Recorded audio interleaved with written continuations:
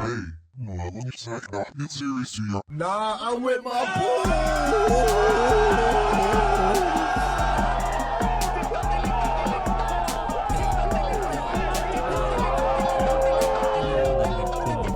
On the plane mode. God damn. Okay. Happy Halloween, first Happy of all, Halloween, everybody. everybody. This is dropping on Halloween, so Yep. Can you guess what we are? Yeah, leave it in the comments. And What are you, John? Yeah, so like, what are you? What the fuck are you? I'm a man. You're a with man. with Wow. Christmas sweater. You're a staunch homosexual. I'm wearing a Christmas sweater, but it's a Halloween Christmas sweater, so it's fine. That's fucking insane. How creative. So you're like a lame I'm a- dude on Christmas? Yeah, I'm like the I'm hungover and I had to write like 10 pages this morning, so this is I'm the like- costume. I'm like the coolest We got. koala known to man. I still got chlamydia though. Reach up. Yeah. Yeah. I'm I don't know what the fuck I am. I'm like a folk singer. You're the most racist cowboy I know. I'm the most racist person. So we got a nice juicy episode written by John. To give you guys a Halloween special, today what we're talking about is demonic possession. Oh shit. Talking So- about smile. All right. Demonic possession can be traced back as far as biblical times with stories of Jesus Christ himself taking on the role of the ultimate exorcist. One of the old... Yeah. This, What? no, because like I got that They call question him an too. exorcist? Yeah, I mean, yes, technically, he's one of the first exorcists He in does the that Bible. to people? So one of the oldest accounts of demonic possession can be found in the Gospel of Mark, which was written in 70 AD. So, quote, they went across the lake to the region of Gerasenes. When Jesus got out of the boat, a man with an impure spirit came from the tombs to meet him. This man lived in the tombs, and no one could bind him anymore, but not even with a chain. For he had often been chained hand and foot, but he tore the chains apart and broke the irons on his feet. Fuck. No one was strong enough to subdue him. Night and day among the tombs and in the hills he would cry out and cut himself with the stones. When he saw Jesus from a distance, he ran and fell on his knees in front of him. He shouted at the top of his voice, "What do you want from me, Jesus, Son of the Most High God? In God's name, don't torture me." For Jesus had said to him, "Come out of this man, you impure spirit." Then Jesus asked him, "What is your name?" And he said, "We are Venom." Oh, what? No, he didn't. Oh fuck! I was like, that'd be so cool. But that is kind of where that line is kind of inspired by. What he said was, "My name is Legion, for we are many." And he begged Jesus again and again not to send him out of the area. A large herd of pigs was feeding on the nearby hillside. The demons begged Jesus, "Send us among the pigs. Allow us to go into them." He gave them permission, and the impure spirits came out and went into the pigs. The herd, about 2,000 in number, rushed down the steep bank and into the lake and drowned. Damn. Yo, but the Bible sounds like a good book though. It's pretty metal. Like that's fucking insane. I've always said like it was like their Stephen King novels of back in the day. That and was they their just, MCU. right? And they just decided like, yo, let's like believe in this shit, and then it just became real. So those tending to the pigs, the quote continues here, but those tending the pigs ran off and reported this in the town and countryside, and the people went out to see what had happened. When they came to Jesus, they saw the man who had been possessed by the legion of demons sitting there, dressed and in his right mind. And they were afraid. Those who had seen it told the people what had happened to the demon-possessed man, and told about the pigs as well. Then the people began to plead with Jesus to leave their region. Like, please leave. What did you do to our crazy guy? Get the fuck out of here. He was a cool What guy. happened to the body of the crazy guy? I know he's okay. He's okay. Yeah, that's like they saw he was okay. They and they were cured like, his autism. They told Jesus to get the fuck out of there. Damn. which is mad fucked. As Jesus was getting into the boat, the man who had been demon possessed begged to go with him. Jesus did not let him, but said, "Go on to your own people and tell them how much the Lord has done for you and how he has mercy on you." So the man went away and began to tell in the Decapolis how much Jesus had done for him, and all the people were amazed.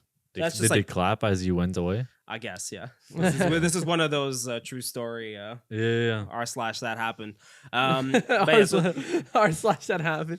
Did it really? Did whatever. it not? I swear to God, he did it. It was What cool. is the mystery behind Jesus Christ? So, and throughout history, there have been different variations on demonic possession and exorcisms, which is what we're going to dive into today a bit. So, first of all, what is an exorcism exactly? According to the Oxford Dictionary, an exorcism can be defined as the, quote, act of getting rid of an evil spirit from a place or person's body by prayers or magic. A ceremony where this is done, basically. Nice. So I would love to be in those days and just like make like random like just potions filled with water and just like toss them at people and say, "May the demons be expelled! May the demons be expelled!" Just put a lot of vinegar in it. But just be a cunt, you know, Yeah. and then just pretend like your demons are going away. So it's kind of, and so there's no definitive way of exorcising a demon, as we will come to see. Even though the Catholic Church has been laying down the law on exorcism for the past couple of 100 years, it's kind of like rap music. Different eras and regions will have their own take on how to perform an exorcism. So today I'm going to look at a particular phenomena that occurs often in these spaces. It's called the power of suggestion. So have you guys ever heard of like the power of suggestion or the phenomena of like suggestibility? Yeah, Like pretty much placebo. pretty much where you Okay. you make them believe that what's happening is truly happening to them. Yes, you're right. Yeah. So, for the audience here, in the world of psychology, the term suggestion refers to a process in which an individual can be influenced into changing physical and mental behaviors when stimulated by certain subconscious factors. The easiest way to explain this process is with the placebo effect. Everyone has heard at one point or another about a story of a doctor prescribing certain pills to a patient with chronic pain and the pills subsequently curing them overnight of their symptoms, only for it to later be revealed that the pills were plainly sugar pills and that the real healing came from the mind. This carries on to even movies and stories where the power of belief carries the team all the way to the championship.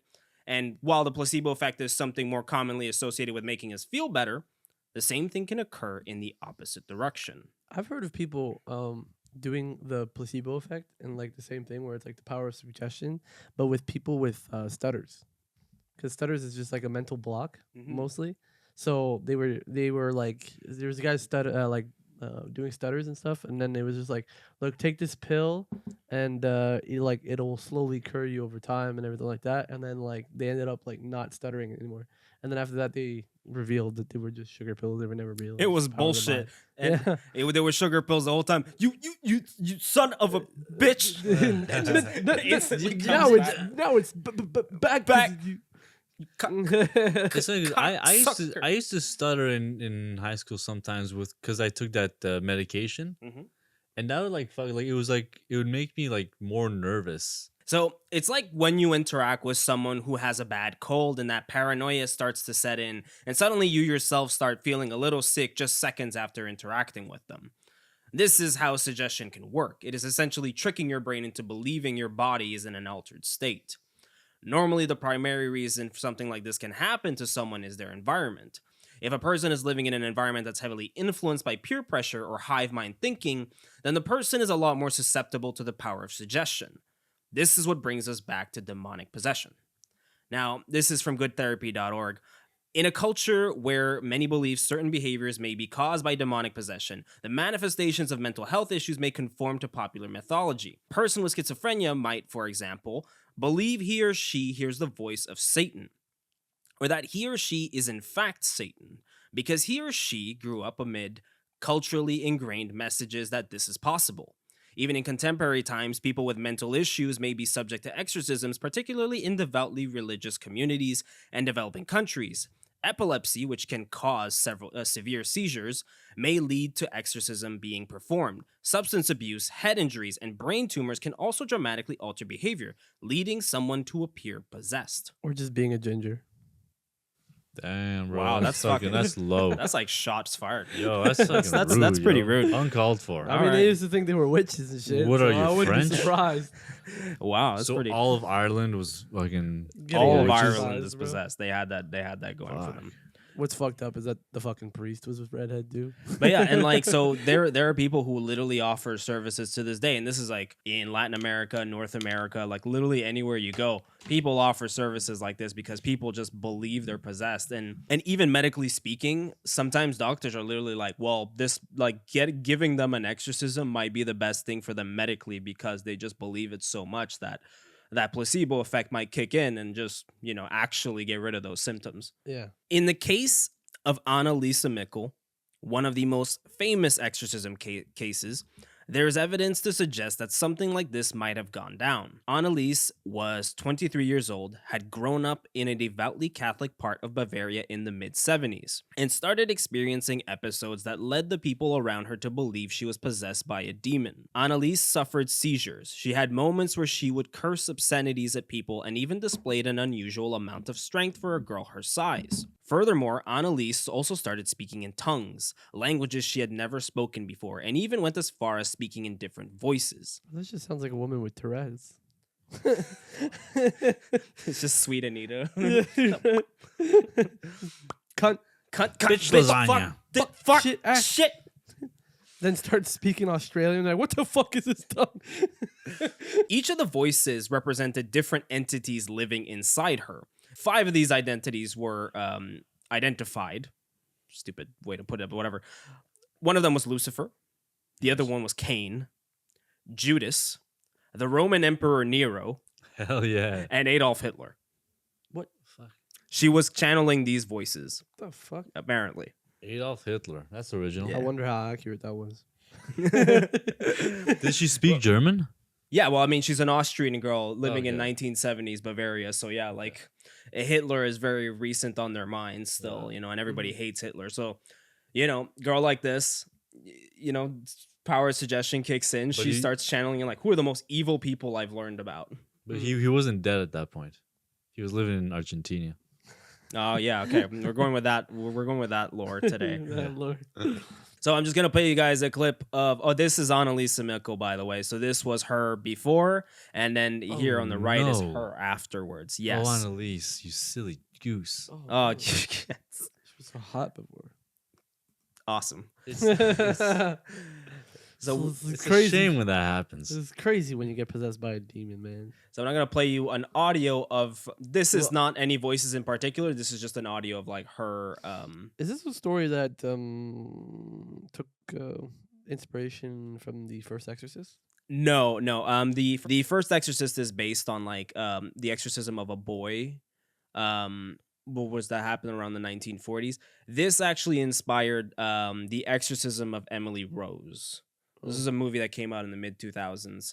But yeah, so I'm gonna play this real quick. You're gonna hear. Ich verbrech das so, dass ich in den Wald rein bin. Ich trag dir die Rotznase noch so lang, bis es lebt wird. So blöde Weib. Uns geht kein zurück. Sie in alle Ewigkeit. How does this begin? Like, It started like she started out having seizures. Small seizures, and then episodes where she blacked out. And then in these episodes where she blacked out, she'd kind of curse people out or, get like violent or flail. she hit her head?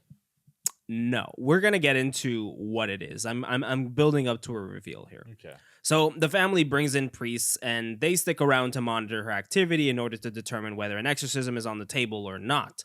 Finally, they decided that it was necessary. She smoked a bit of weed. This is what happens when you smoke pot. Bro, that would cure. Like, fuck exorcism. Just roll up a joint, bro. That's how she got this way. She smoked weed. Yeah, not even Oh, once. no, Not it's even the once, opposite. guys. That's That's how the you real cure it. monster. Happy Mhm. Halloween. The devil's lettuce. So, over the course of the following 9 months, 67 exorcism rites were performed on Annalise. And yeah, so 67 times where they just came and yelled at her for. And they couldn't do 2 more? Pulled her fucking teeth out. Why would you want to do 2 more? Well, at least make it 69. Fucking goofball. Joke of the week, guys. Annalisa is during these exorcisms, Annalise is bound to the bed, springing up crazy heights and speaking in tongues. Damn. Throughout this time, Annalise would also get visions of the Virgin Mary, and the family would also report a terrible odor appearing out of nowhere. So they reported it smelled like feces. So She shat herself. Well, no, this is apparently she was clean, and it would just like the entire house would smell like shit out of nowhere. She just farted, dog. That's just grandpa. But yo, Trust me, I'm sorry, I let one of those go yesterday. Man. I was feeling nervous. The bratwurst was very good. I mean, you could make a movie about this and have Werner Herzog play the priest. This is Bavaria. Around June of 1976, Annalise just flat out refused to eat or drink. This went on for 3 weeks. On July 1st, 1976, Annalise died of malnutrition and starvation, weighing a measly 68 pounds at the time of her death. Sad. Damn. Yeah. It's really sad when they're pretty. That's like what the Kardashians wish they were. She was on those Ozempic. Yeah, she was just on Ozempic. Man. And she had brain bleeding. So this case ended up going to trial, and the priests were actually defended by one of the lawyers who defended Nazis at the Nuremberg trials. Good. Fuck yeah, Great. hell, it goes full circle with Adolf Hitler. Hey, don't it? During the trial, Annalise's case was further studied by medical examiners who determined that Annalise was epileptic and also dealing with a depression that was sparked by her condition, which is very common. All of this was known to the family prior to her death, but it wasn't believed by them. So when Annalise told her mother that she had been dealing with depression, her mother told her to keep quiet about it because the family was afraid of the stigma that was mental health issues. But an exorcist is like, Well, okay. because they come from a very religious town, and what they started associating with was like, they started associating like this possession as like God punishing them for basically all the reform that was going on with the Catholic Church at the time. Catholic Church was going through this huge reform. So people saw this as like, this is like a beacon possession that is basically a message from God. So they took this with a lot of honor. They were kind of like, yeah, there we was got some, this. there was some pride to what was going on. Like, we're the martyrs, Like you know, they felt for righteous. everybody. Yeah. And Annalisa kind of, that played into Annalisa's possession too. You have these priests showing up to your house. You got to kind of give them a show. They're like, the pressure's on at this point too. Yeah, for real. They're like, yo, the Vatican showed up? I'm like, come on. The Vatican is involved. So Mikkel's parents and the priests involved were charged with negligent homicide.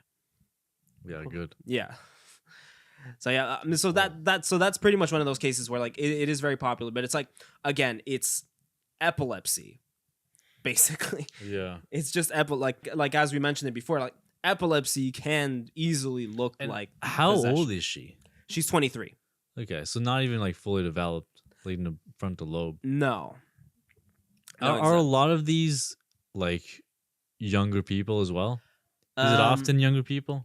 Often is younger people, but there's gonna be a little more variety in the cases we're Okay. gonna look at today. Bro, you see like grandma doing fucking cartwheels in the hallway? Like, bro, I'd be, what the fuck? What's that? Grandma doing the spider walk. Yeah. Wow. Abuelita, what? She never did that for me in the bedroom, but she does it for Jesus and Satan. So we're moving on very quickly to another to another case. So we're going to the Philippines in 1953. Yes. Yeah. So credit for this one goes to Joseph Laycox for the Penguin Book of Exorcisms, where I got this case from. So Clarita Villanueva, I don't know, Clarita Villanueva was a young girl who was quickly forced to grow up due to circumstances. She had never met her father growing up, and her mother, who was a fortune teller, passed away when she was only 12 years old. This prompted Clarita to have to fend for herself, and at that time, one of the only available options to her was prostitution. So she lived out the following years as a vagabond, and she slept on the streets and turned tricks to make a living. In 1953, when she's about 17 years old, she set out for Manila with the goal of tracking down her father. But none of that really panned out because Clarita got arrested for unknowingly offering her services as a prostitute to an off-duty police officer. He knew what he was doing. He knew where he was. I mean, that was a good cop. this Like, this is a child. is community service. You're going to Yeah, jail. she's 17.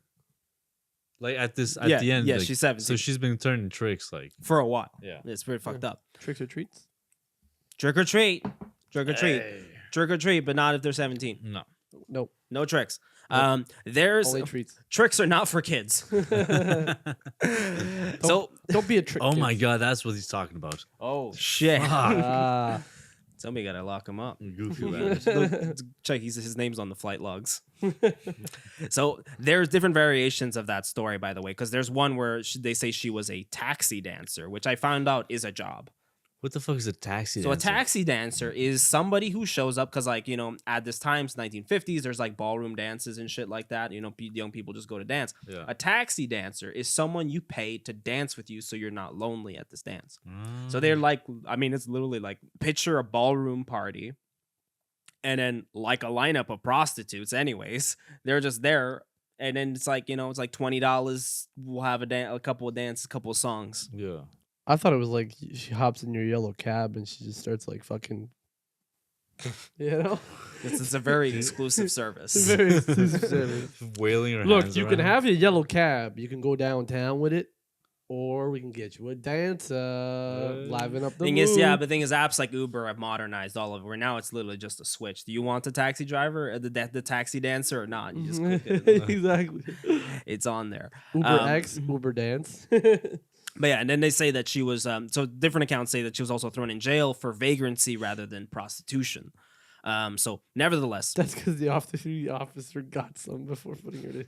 it's just like, I'm not gonna arrest you for being a prostitute. I'm gonna arrest you for being a fucking bum. on the ride to the police station. You Yeah, got exactly. lucky. You can't sleep on the fucking police station steps.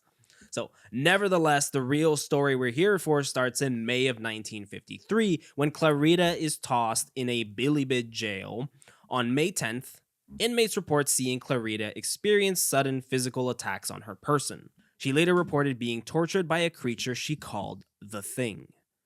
Here's from the Inquirer. Villanueva described the Thing as two entities. First, a big, dark, hairy man with talon-like fingernails and big-fanged teeth. And second, a boy with a cherubic mustachioed face, little even teeth, and angel-like wings. Mustachio. So it's kind of like one of them was just a big and hairy, like, werewolf thing, and the other one was just John, too.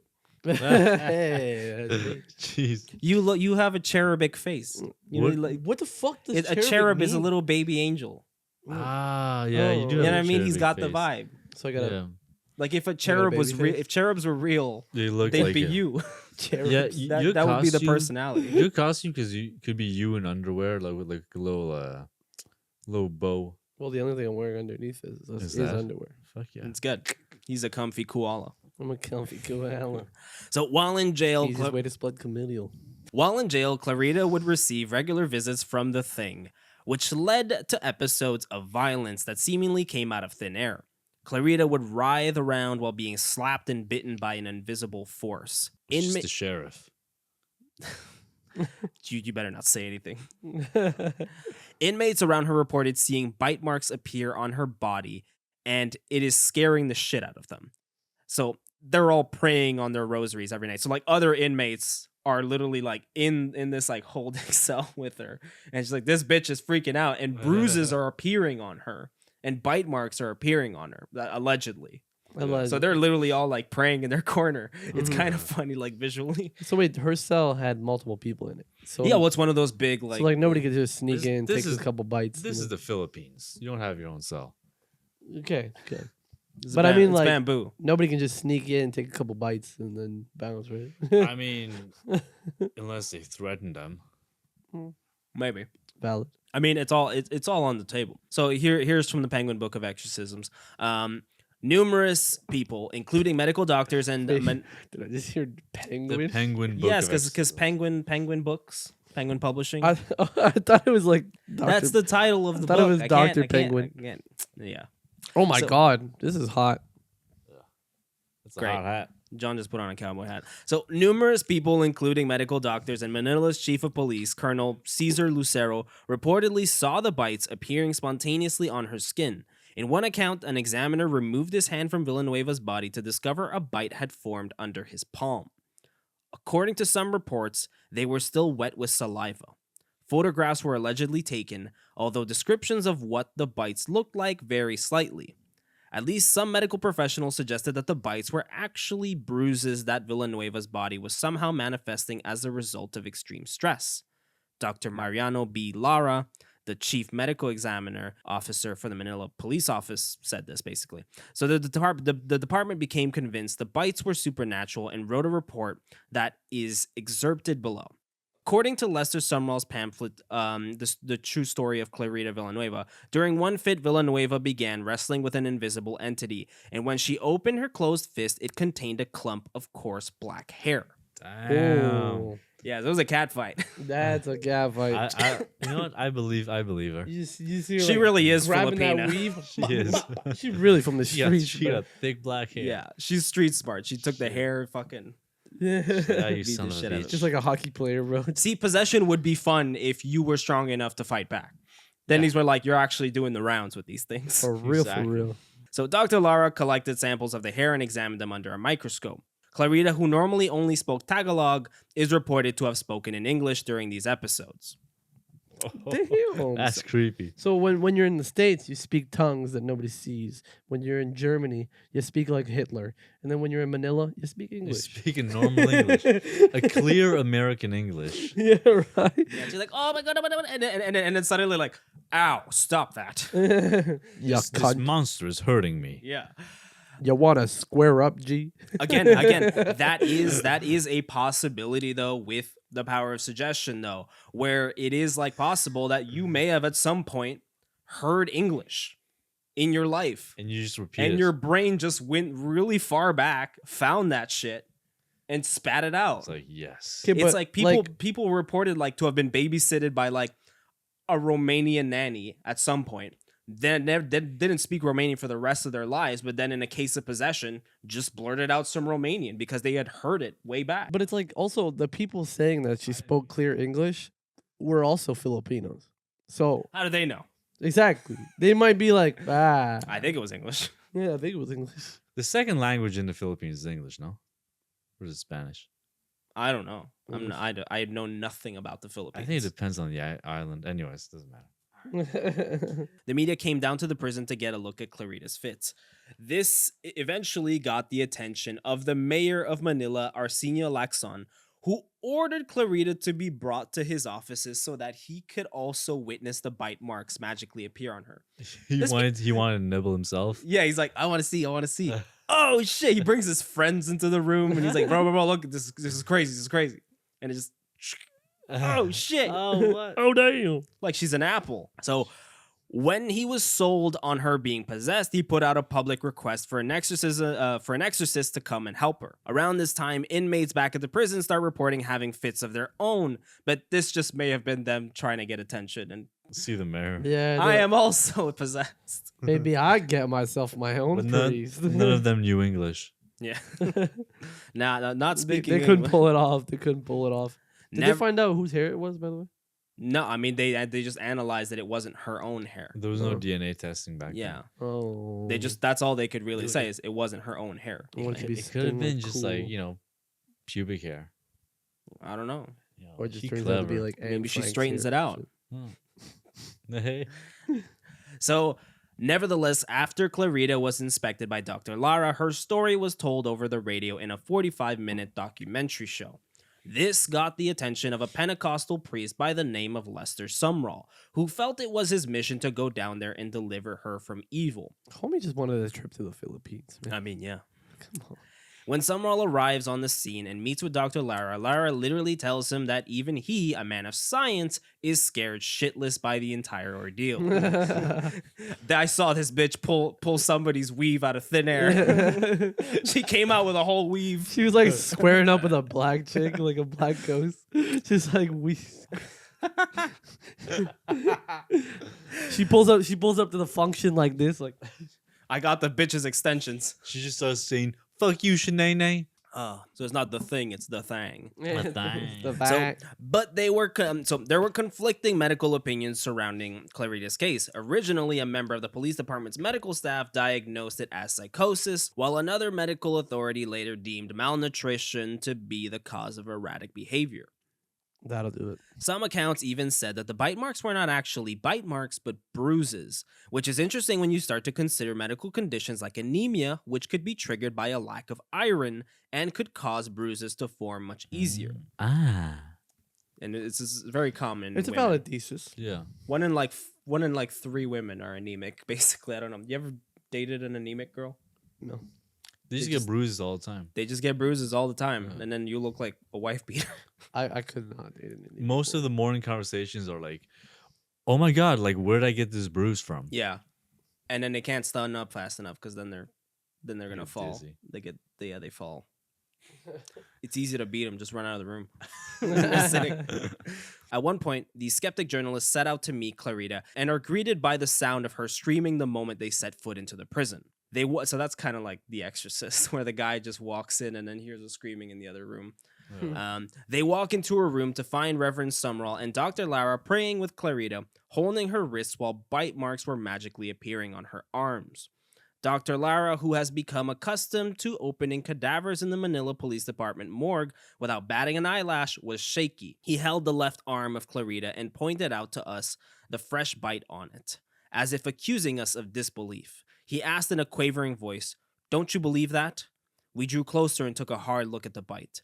The sight sent a cold shiver down our spine. It did not in any way resemble a human bite. In the first place, it was too large for human teeth. In the second place, the bite was completely round. Anybody may find out for himself by actual tests on his own arm that a human bite is actually elliptical. And finally, all the teeth marks appeared to have been made by molars. Clarita seemed exhausted, and so was Reverend Sumrall. He was visibly shaken and his hands trembled. It would seem that the thing had won the first round. First round, it's been going on for months, bro. This shit's been going on fucking rounds and rounds, bro. So that day passes, yeah, but now the priest is in her corner and he's getting his ass beat too.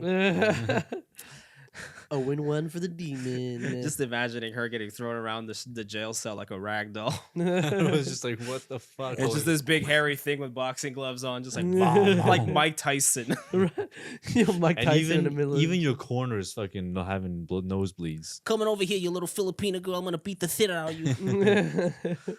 So that day passes, but these journalists stick around for more days of exorcism. Sumrall doesn't let anyone aside from Dr. Lara enter the room, so everyone is just waiting outside and listening as Clarita screams. But when enough time passes, the journalists just sneak into the room. I guess it's a big enough room to just sneak in and watch.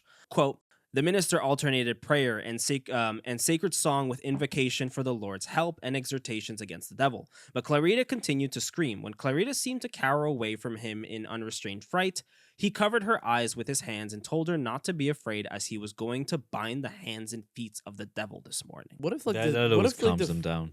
I've always wondered that shit. Like, what if the demon like speaks Spanish or some shit? And then you're there like, I don't understand you. you're like, that's why she's screaming. She's just like, what are you saying? You want me to leave?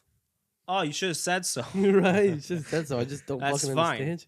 That's fine. Or you need to speak in sign language or some shit. Like, yeah, there's an Indian chick just around the corner. yeah. Bye. So the struggle continued. At intervals, Clarita was as meek as a lamb, and at the prodding of the minister, said that she liked Jesus Christ. The very next moment, however, she grew violent and cursed God and told the minister to go away. At one stage of the proceedings, Clarita became so violent and hysterical that she fainted. The minister then turned around and informed those present that they had better go down on their knees and pray for your own salvation. Everybody was on his knees in a jiffy. Perspiring and growing visibly weary by his efforts, Reverend Sumrall resumed the task at hand. He slapped Clarita a couple of times and she came to, but in no time at all, she was screaming again. That's what I always tell to my hooker. Get on your knees and pray for salvation. What the fuck? After 3 days of exorcism, What? Then you give her a couple of slaps of motivation. Slap her around a little bit. God damn it. Slap her around, give her 50. Jesus Christ. After 3 days of exorcism, Sumrall walked out of the cell, stating that the devil, quote, went that way and was gone. What the fuck? He literally, he went that way. He's like, yeah, just left me this note. He said he's going for some milk. He'll be back. Clarita Villanueva was cured, and the press coverage she got from the whole ordeal managed to raise enough interest in clearing her charges. She went on with the rest of her life, only to be heard of again about 15 years later when she was trying to claim royalties for her life story. Her story was later made the subject of a 2019 horror film called Clarita. Isn't it nuts that she's completely cleared? Like, she's completely. I mean, because it's exorcised? prostitution. She's completely About that. exercised after she gets released. Well, you could be like, officer, I was. She made the a devil deal. made me sell this coochie. Well, she made a deal with the devil and got released. Oh, plot twist. Plot twist. Yo, He'll be back. Now we're going to. He'll be back for that coochie. We're going good to. coochie. Speaking of coochie, smelly. What? We're going to India. Yes. Coochie smelly coochie. Yes, we got. Thank you. So now we're going to talk about a place in particular that has become famous for being the hub of demonic exorcism in India. Located in Malashpur in northern India, the Guru Doji Temple oversees the exorcisms of hundreds of women yearly. Only women.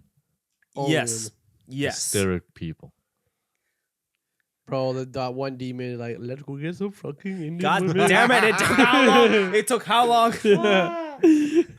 So, and the reasons for the women being there range from having frequent migraines to not being able to birth sons. So, one of the things that most of these women have in common is that they have all been sent there by their husbands or their fathers.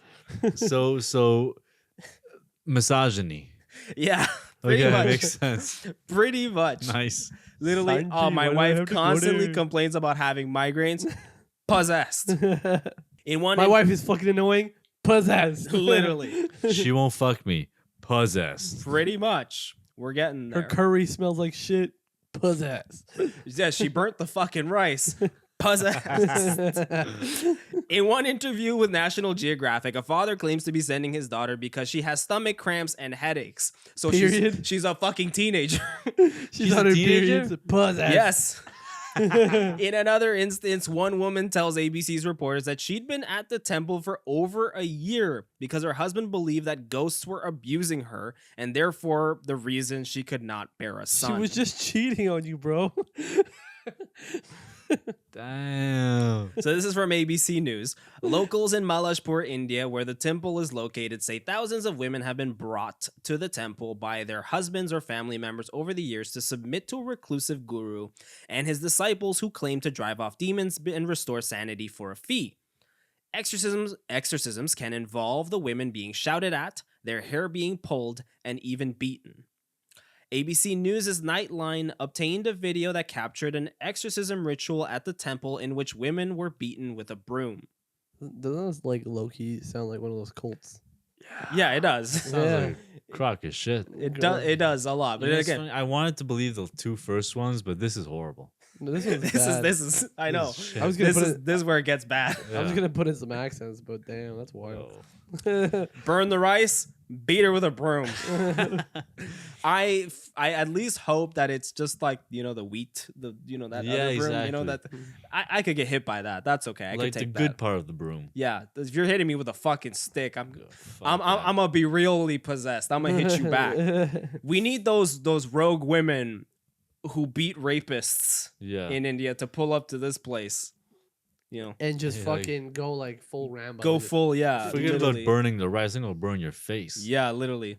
Pull up with Qatar daggers and Or that one guy from that Bollywood movie that can like do backflips off Oh, yeah. RPGs and shit. get Vijay. Vijay, come Vijay. help these women. To get rid of ghosts, so this is ABC again. To get rid of ghosts, rural India has traditionally relied on gurus claiming to have supernatural powers, who the husbands or family of the possessed pay in exchange to have their loved ones exorcised. VB Rawat Exercised. exorcised. I exercise my baby sometimes. She's fat.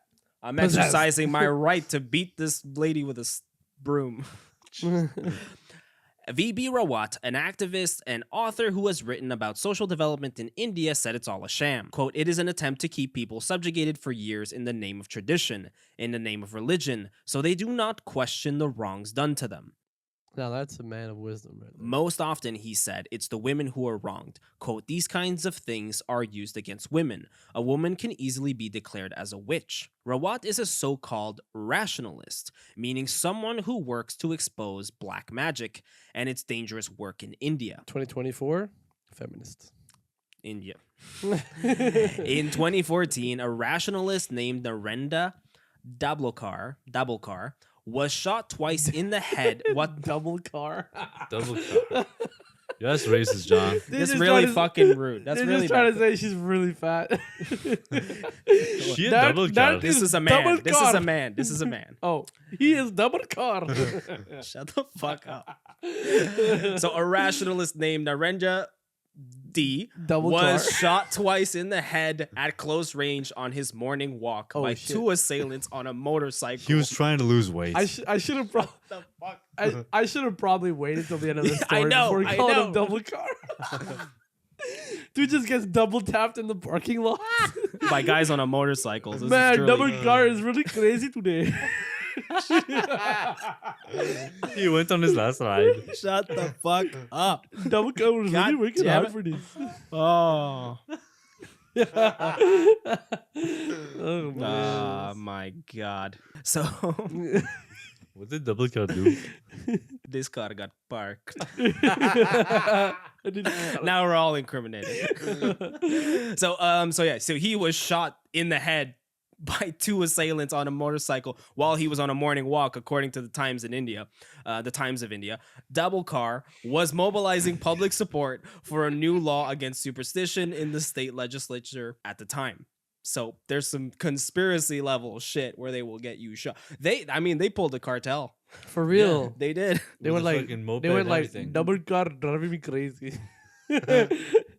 Pow pow. They Uber. Why do you have to do the pow pow like pow, that? pow. Bloody fuck you. The guns have accents, Sanji. Sanji, the guns have accents too. Happy Halloween. This is my Indian people, man. He's being Justin Trudeau for Halloween. Where's my blackface, dog? Yeah, don't worry about it. Reuters also describes some of the experience they witnessed while visiting the temple. Quote, as night falls, the final stage of the ghost busting begins when the main priest confronts I know. I appreciate they did that. Yo, bro, I Bust can, on those you know what I goats. just pictured? Bust it makes me feel good. Sanjeev Patel and Singh all in their fucking onesies going with fucking vacuum cleaners. Going there to expel ghosts. We're not afraid of no ghosts. God damn it. The minute we get close to India, we can't. Wow. Well, I was worried this was gonna be a light one. Yo, instead of that little, what do you call that? The car that they use in Ghostbusters there? It's like a fucking... It's a fucking tuk-tuk. The Ecto one. Yeah, it's a fucking tuk-tuk instead. Just pull up and instead of like 4 people coming out of the car, it's like 6. My God. Sorry, I had to drop off my children first. And the wife is at the back with the holding the grandmother. God damn it. So as night falls, the final stage of the ghost busting process begins when the main priest confronts the possessed people in a violent way. He holds the hair of the person in question, asks them questions, and then beats them with a broom with a metal handle. What the fuck, bro? You know what it reminds me of though? It's like when you go for like some street food and they just like they just whip the fucking the glass everywhere. They just go super fast, you know, and they like pop shit, make it like super flamboyant. They're like, I expel the demons. They grab his fucking head. Yeah, he's the express. But they Yeah, do it people super those fast TikTok and videos like, look how efficient, you know? fast he is. Yeah, wow. Yeah, they're trying to show the efficiency of how they do it. worried about how sanitary this is. I'm like, but look how fast he is. Yeah, a couple fingers.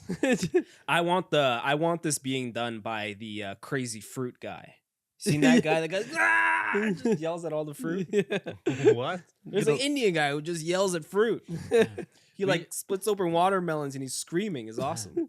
Because this makes you think of the barber. There's a barber that like slaps people around. Yeah. Oh, you seen the one where He they slaps light his the head guy? around You and seen shit. where they light a guy's hair on fire Yeah, and then he like same just guy. stops smacking? That's the same guy. I just picture like the Exorcist being like, look how efficient I am. Hold my drape, and then he grabs him, puts his fingers in his mouth, and then he's like, the demons have been expelled, my friend. What the fuck? You will no longer burn the rice. They slap you with naan bread. No, they slap you with naan. My bad. Because then I'm saying bread. Because naan means bread. Bread. Naan bread. Have bread. Oh yeah. Just let me know. I just wanted to hit him with the silence. It's Just, like- to, just to see how long he could say none. Bread. It's like chai. Chai tea. You just say chai. Because chai means tea. Gelato. Let's just both look at the camera. Gelato ice cream. So, anyways.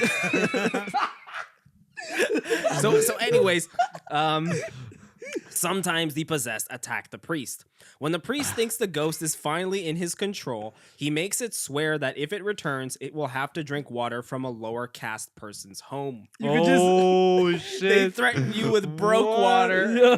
So he was like, "You're drinking Fiji right now. If you come back, I will make you drink the Sani, motherfucker." Get some fucking worms. Bro, dead ass. God They could just tell the demon like, "I will give you regular tap water," and he'll be like, "Whoa, I ain't coming back, I take Brita filtered. bro." Last time I shit myself for 4 days. I'm not coming back, my friend. Do not threaten me with poor people water. The thing is, the poor people water over there can kill you.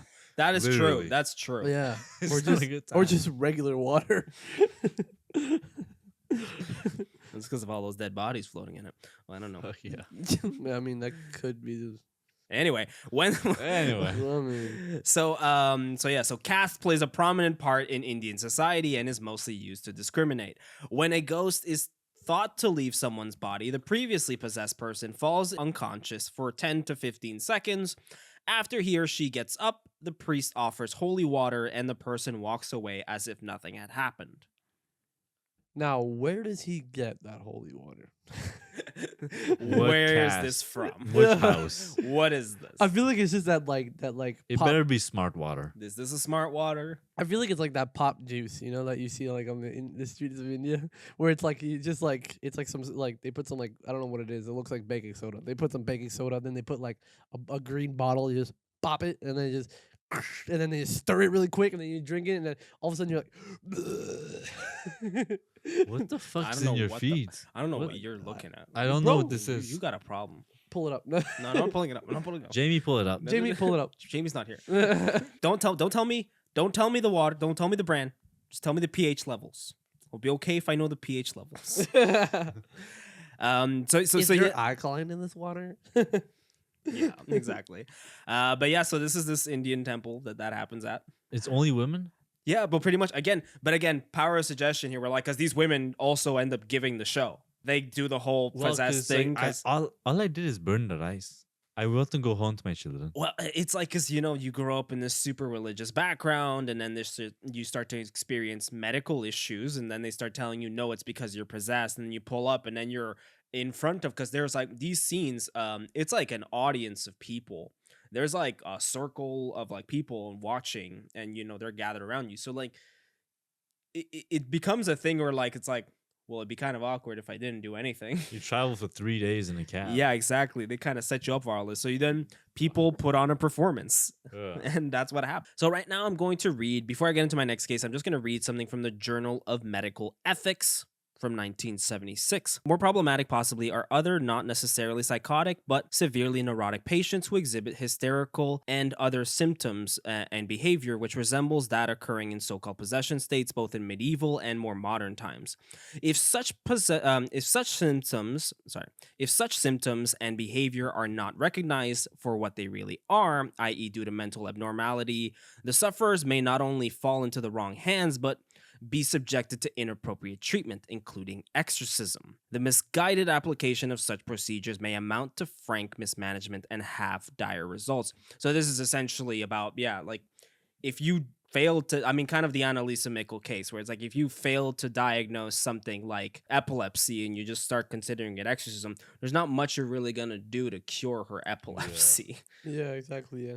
You're just going to fuck her up even worse, which is what happened. They basically just let her get to a point where she refused to eat and died of malnutrition. Mm-hmm. Österreich, a German guy from 1921, maintained that true possession occurred in 2 different forms only.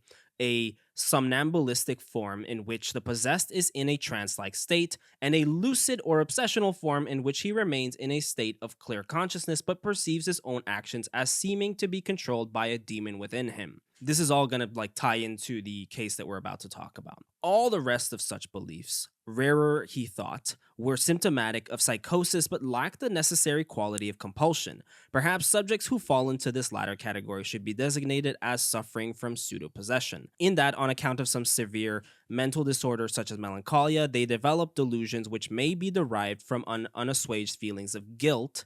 But basically, what it's getting into is that sometimes like suggestion can kick in when you're experiencing intense feelings of guilt or shame. So one of the things that I heard about a lot, I wasn't able to find like specific cases, but I hear that culturally this happens a lot in places like Africa, India, Haiti, and stuff like that, is people who commit infidelity. So people who cheat and are caught or just kind of like ashamed of what they did often end up getting into possession type behavior because they're from such a strongly religious background that they eventually they just like their brain kicks into like, I need to find some like reason for this. Yeah. And they compartmentalize and they basically just like take possession. And then there's stories of like people who are not like normally, physically, like athletic or whatever, climbing trees that are like super tall and just climbing to the tops of trees and like having to be tied to trees and, having to be exercised to get rid of that shit. Mm-hmm. So. And telling her wife, it was a demon. It was a demon, baby. The demon made me do it. The demon It wasn't me. slid me into that pussy.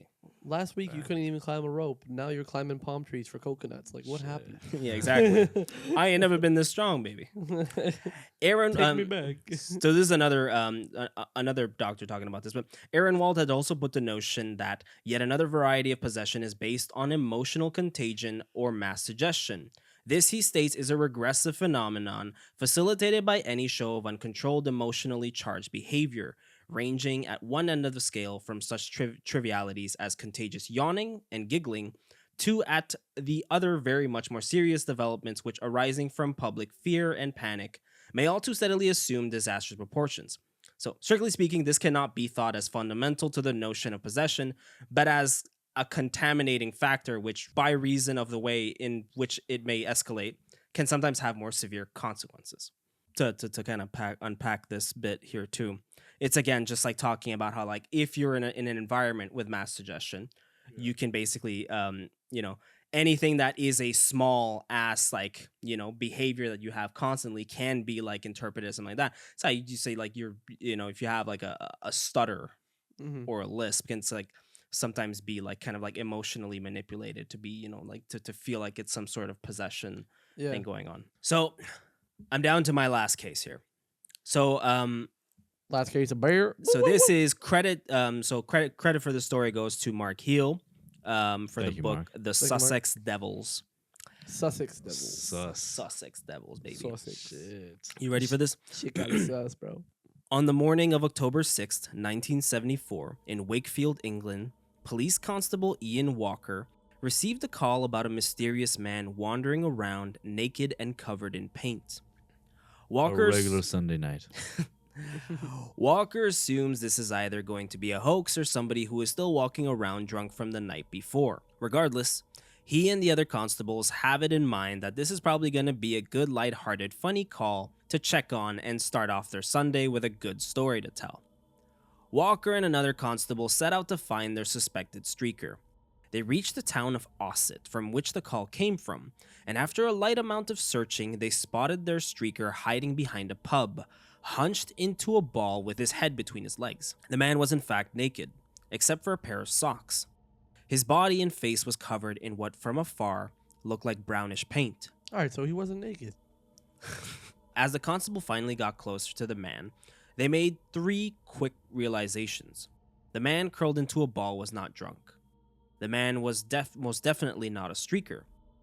And that brown substance on his body was Shit. not paint. See, he It was was most feces. definitely not a streaker because he was wearing socks. You're a classy bro. You gotta if be wear fully socks. nude to be a streaker. Exactly. If you wear socks, you're still classy. I reckon that bloke's got Don't you need shoes? You need shoes to run nicely. To run properly. Well, You gotta be a beast. You got a beast to run in socks like that. Damn. Yeah. unless you got good feet. So in the following hours, they would find out that something had gone terribly wrong.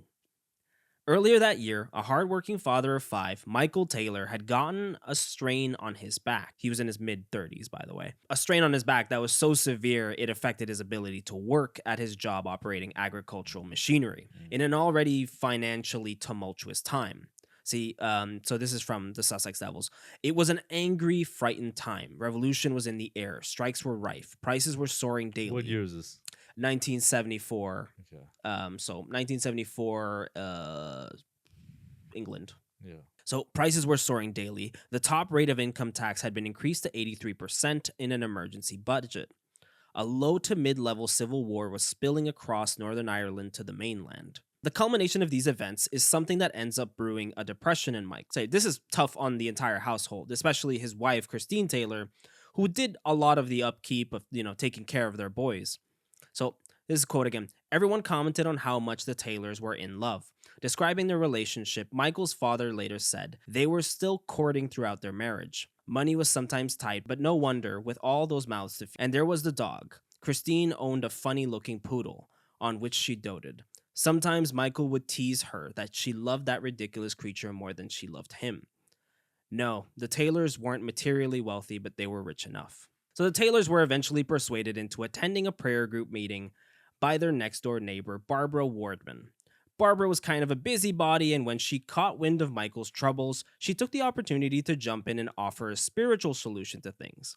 Now, it's important to note that the Taylors were not that religiously inclined before this. This is really Michael and Christine trying something new to get Michael's groove back.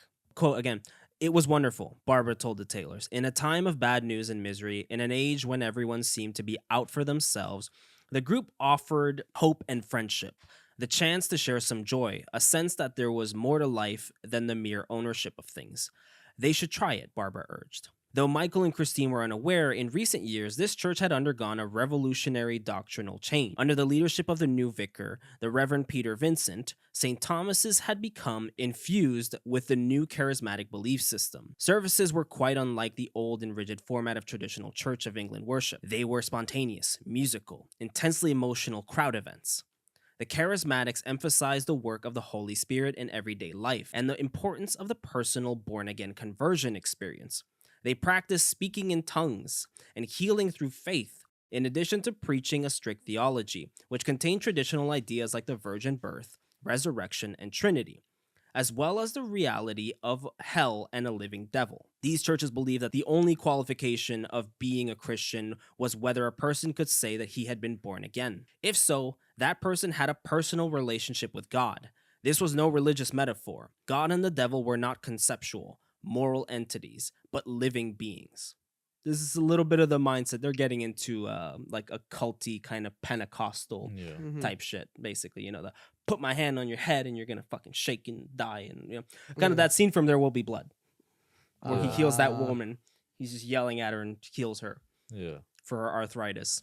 Now, Barbara was not taking the Taylors directly to the church, but she was taking them to more of a subdivision, which was a prayer group run by a young lay preacher named Marie Robinson. The Taylors are swept off their feet in that very first meeting. The people there aren't the usual stuck-up church-going crowd. They're everyday people just like them. But to Michael and a lot of the other men in this group, the much bigger appeal was the lay preacher, Mary Robinson.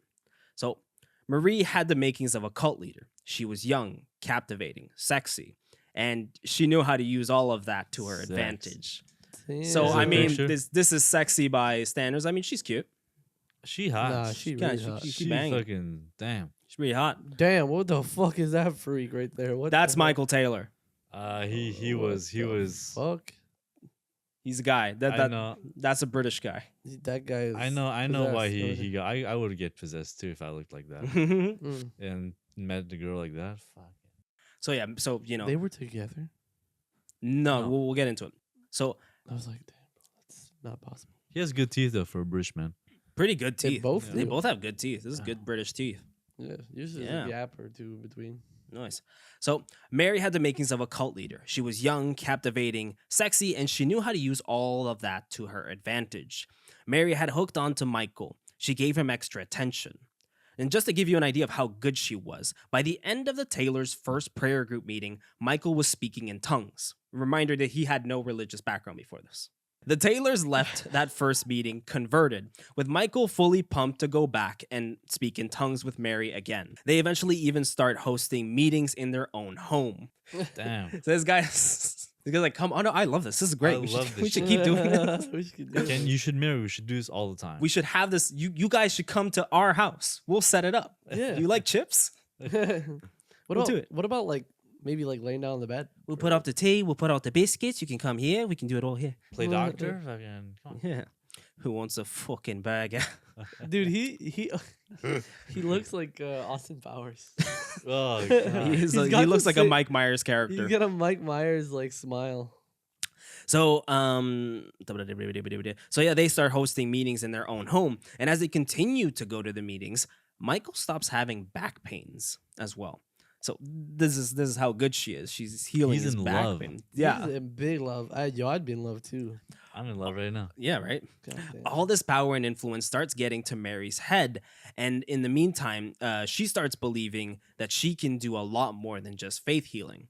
One night, an elderly woman named Mavis was asking for help dealing with her depression, so the group prayed for her. During this prayer, Mavis started sobbing, and Mary started feeling this wave of energy in her.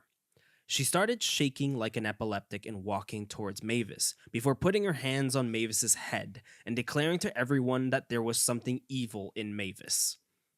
Mary is now assaulting this elderly woman, forcing her hands down on her head, praying in tongues. Mavis gets defensive in return. She starts shouting at her aggressively and desperately tries to get Marie off.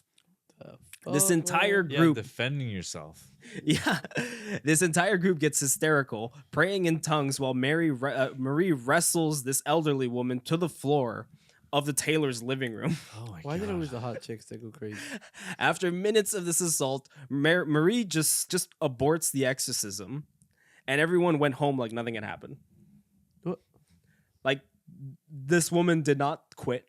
So she stopped the exorcism, and then She's everybody's like, like, that was awkward. everybody's like, yeah. So how was Tuesday? Okay, See each All right. other Tuesday. see you next week. Mavis, Well- come on, get off the floor. Cheerio. She's like holding her hips, like, Oh, come off it, Mavis. You're good. You're fine. All right, cheerio. See you next "Hey, Tuesday. you sad cunt." Get off. Come on. Come on, that's not the place for you. That's the carpet's place. So this starts making Christine apprehensive about the whole group. Marie had just transgressed in a whole new way. She just tried to perform an exorcism in someone's living room. Christine gets very nervous about her. But something else also starts happening because Michael and Marie start getting closer and closer. They start doing one-on-one prayer sessions in the middle yeah. of the night. Yeah. Okay, yeah, okay. Yeah. I was like, this guy's gonna like this story. In one instance, neighbor Barbara Wardman catches Michael with his arms around Mary's shoulders, and he does not break away from it when he's caught. He instead doubles down, telling Marie that he, quote, loved her with a Christian love, a love that could hurt no one. It's pretty good. Okay. It's pretty good. only at night it Fucking hurts. players, man. Burrow's a Players gonna player. play. Play as we plays. Christine starts getting very uncomfortable with all of this. On one hand, she's happy Michael has developed a passion for his newfound faith, but on the other hand, she's afraid that he's getting it twisted with his horniness for this 20-something-year-old preacher girl. So, and Marie was doing very little to simmer Michael's heat for her. She encouraged it even more and more, and the group started to notice it too. Whispers and rumors started spreading around, all the while making Christine look like a fool for not only enabling these transgressions, but also letting them happen before her very eyes in her own living room. What a cuck. Yeah, Yo, just let him expel her. you were literally having a bunch of people come over so your husband can simp on this girl in front of everybody. So once, so Christine reached her boiling point during one of their meetings where she finally decided to stand up and call out their inappropriate behavior in front of everyone. She then said that Michael and Marie both needed to go into another room alone and get whatever they had going on between them settled for good. So they Like, said just go fuck. I don't know what the like go in logic- there, fuck it out, or just like I don't know. I think more like talk it out, but like, you know, well, the one person who did think of it that way was Michael, of course. Yeah. Mhm. Once in the bedroom by themselves, In the bedroom. Yeah, they took him to the bed. Go to the kitchen. I don't know. Once in the bedroom by themselves, Michael approaches Marie, not for prayer, but for more carnal reasons. Marie reacts in complete aversion to that. She stops him, tells him what he's doing is wrong, and that he loves Christine. Now blue-balled and mortified with embarrassment, Michael agrees to cool things down. And after a few minutes, everyone else is called into the room. Michael then makes a very desperate announcement to everyone. Quote, "We have won a great victory for the Lord," he announced to everyone. "A miracle has happened. We have both overcome our passions." All right. All right, pussy. Nobody is buying this. The shame and awkwardness has stuffed the room with silence, and within that painful, crushing silence, something snapped in Michael. He turned to Marie, who moments after this would realize the full scale of the powers she was playing with. In this moment, Michael claimed to have gotten a vision of Marie standing before him, both of them naked. She was stabbing him with her eyes, he said later. In the real world, Michael's demeanor had changed. His stare and posture was bestial. He started fearfully shouting in tongues, but that fear soon turned to anger directed straight at Marie. Before she knew it, Marie started shouting in tongues back at him. That's when he lunged at her. He slapped her repeatedly, ripping her hair out, and tried tearing her clothes off, in front of everybody. It took the force of the entire group to hold him back, while Marie, fully snapped out of her trance, cowered in a corner fearing for her life. Yeah, she realized she fucked up. This is where that starts coming in, where it's like, you've been, feeding this kind of like religious like hysteria to this guy over and over again. Yeah. Not only that, but on one-on-one sessions. Yeah, on one-on-one sessions too. And and on those one-on-one sessions, she would constantly talk about how the moon was evil and they needed to pray against the moon and whatever. Like she was going into really weird, like she was experimenting with this guy, mentally and shit like that. So like those were all things that, and like she was like also involved, like involving herself in it, where she would say shit like, the moon is like, it's affecting both of us, not just you. So like, she was kind of hinting at there being a temptation with him too. So like, she's not fully innocent in that aspect anyway. She knew what she was doing. Yeah. And so the two were separated and everybody was sent home. And what reminder that this happened in the Taylor's home. So they literally sent everybody off. And then you just got to sit there with your wife and be like, well. And kids. Yeah, like, oops. So that was weird, huh? That was weird. What's on the tube? Just take that out.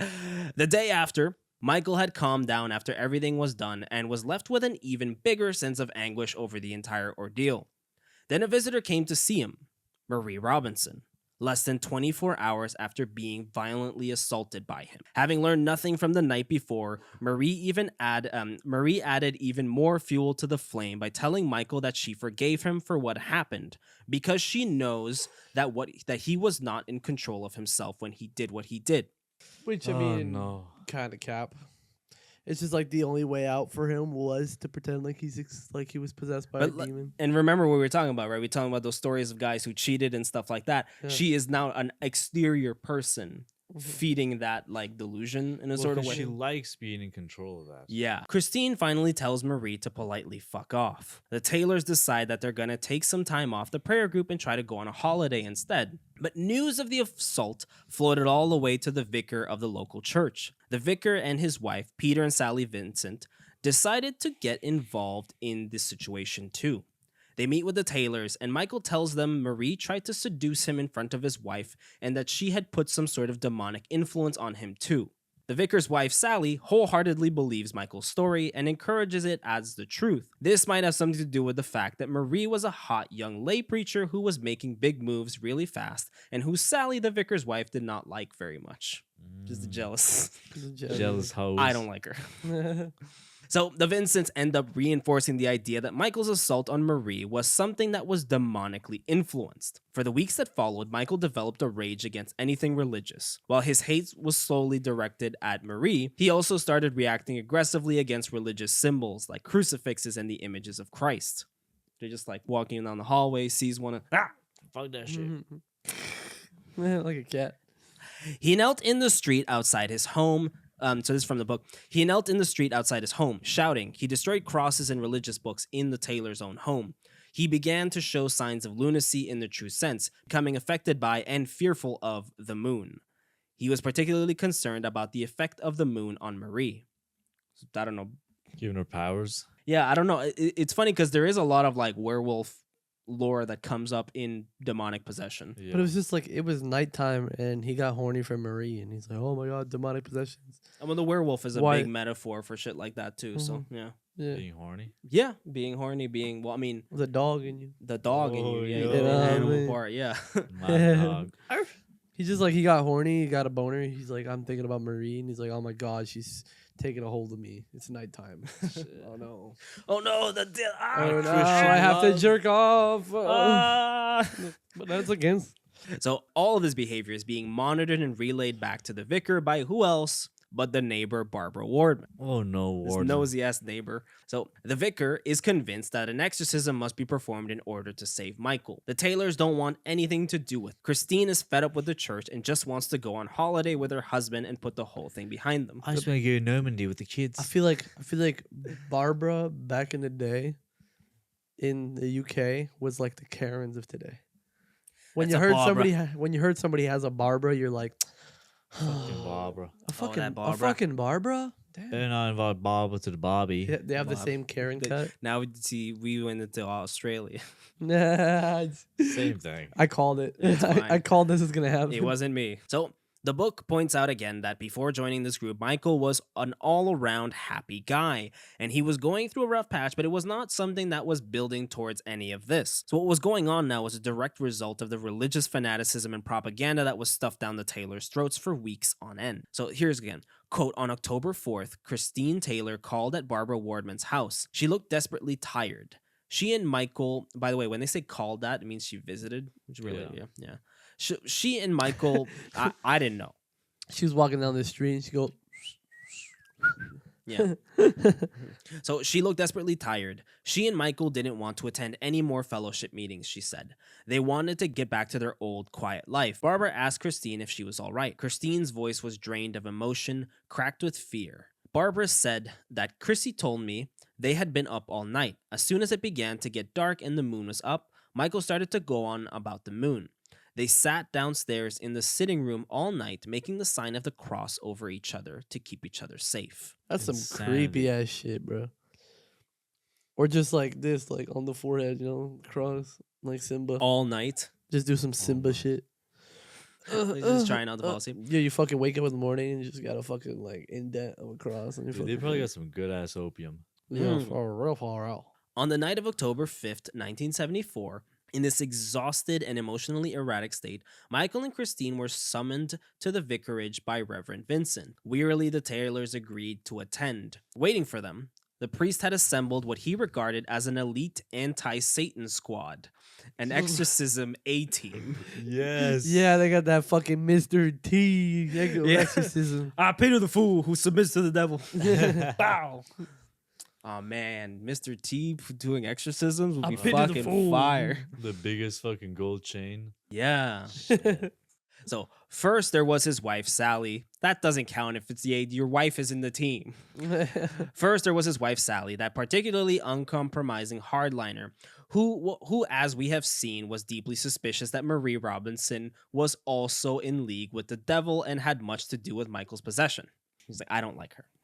She's not cool. I don't trust her. Next one was Reverend Raymond Smith, a Methodist preacher from nearby Barnsley, and his wife Peggy. The pair, a murder jury was later to hear, described themselves as practitioners in exorcism. I know what Peggy's into. Oh, okay. You all right? What? I don't know what happened to him. No, I said I know what Peggy's into. Goddamn. Finally, there was Donald James, another Methodist lay preacher. Now, unbeknownst to the Taylors, they had just walked into a trap. Michael was about to become the subject of a surprise exorcism. Upon finding this out, Michael snapped into beast mode. He threw his tea at the vicar. Oh shit. He kicked the vicarage cat, shooting it across the room like a football. There was a cat in the room. He just... Did he fucking throw his biscuits like goddamn shurikens? He then punched the vicar in the face. Oh. The A-team got a hold of him and held him down. What a fucking combo, bro. Yeah. Just tea, biscuits, cat. Cat. Exorcist. Yeah, baby. Sally Vincent, They all pose for a poster, like a little still shot. Sally Vincent, the inquest was later told, the view he was no longer in control of his faculties. She said there was an enormous force of evil emanating from him because of demonic possession, which required exorcism, which was going to be a long job and would take all night. Some of them formed the opinion that the girl, Marie Robinson, was connected with some Satanist group and that she had pledged him into Satan. So they're taking it, they really don't like her. I really don't like her. She's a bitch. This I don't like cheating her. bitch. I don't trust her. Maybe, or to his credit, Raymond Smith ventured, was it possible that Michael was simply stressed out and unbalanced? Certainly the man needed help, but perhaps after all, they should take him to a doctor or a psychiatrist. No. Quote, this was considered and solemnly rejected. Maybe we should get a second opinion. Like, nah. I mean, after assembling a fucking A-team, A-team. why would you go to the doctor? He's like, hey, what the fuck are we? We're the A-team. We're the fucking A-team. Would I call you here if I wasn't motherfucking sure? Oh. We're doing this. Let it know. We're girl. doing this, bro. This is happening. We ain't afraid of no ghosts. Put your fucking exorcism diapers on, man. We're in for the long haul. We're fucking doing it. I don't know about this. Okay, none of them were there. None of them either. They restrained Michael, but there was one issue. This all happened at around 9 p.m. and they wanted to wait for midnight to start the exorcism. So, like, they just kind of had to lay there and hold Michael waited- down for 3 They hours. just waited till he got horny. They needed witching hour to start. Uh, So finally, at midnight, Michael is taken to another room and the exorcism begins. He's forced to confess the sins he's never committed. He gives them what they asked for, the show of a lifetime. He's speaking in tongues, whipping his head around, and sneering at the holy water they're shooting at him. Throughout the night, the A-team determines that Michael was not only possessed by one demon, but around 40 different demons. what the fuck? Damn. Yeah, you just make up a number. Yeah, right. It's fine. That's like Reddit in a fucking bottle right there. Demons representing different sins like masochism, blasphemy, and bestiality. I think it's just like Now they're accusing him of wanting to fuck the cat. I think it's just like like along the way, like he just kept forgetting like the voice that he was using.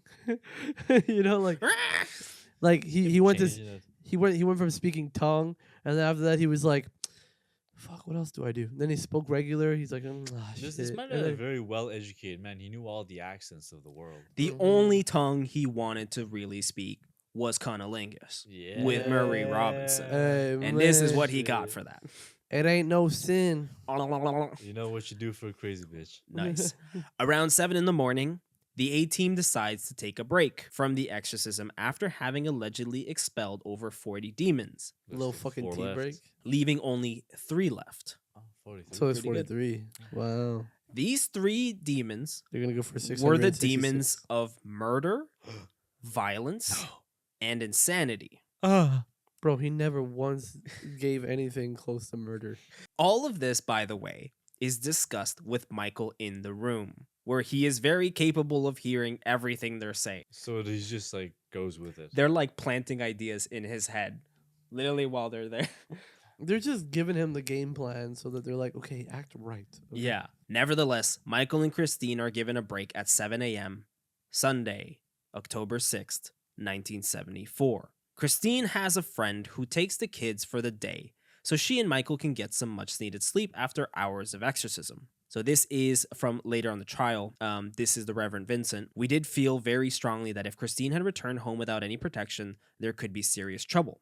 Then somebody else, somebody asking him questions, there could have been a murder of her. Yes, we had not been able to expel the evil spirit of murder, and there was in Michael's eye towards the end of the ministry in the vestry a look that I can only describe as murder. You have That even bitch homie just got tied down by his I'd be fucking pissed wife. off too. I'd be. Yeah. I'd But his want wife, him, no, his wife did not want to be there too. But she was there doing it. She was there, like they were kind of forced and pressured into it, but like she didn't want to do it either. She wanted nothing to do with the exorcism. Like Yeah. It's fucked. she's really the biggest victim in all of this. No, like well, literally, they had to expel 43 demons, maybe. yeah. So then again, they ask him, you have even gone as far as saying you knew the victim would be Christine, or you were fearful for her safety. Vincent says, we were, but you left at 7:30 a.m. and that was it. You had something else to do. I personally left, but this does not mean that the subject was dropped. They were just like, we're sick of this shit. They went for tea. It was tea time. Yeah.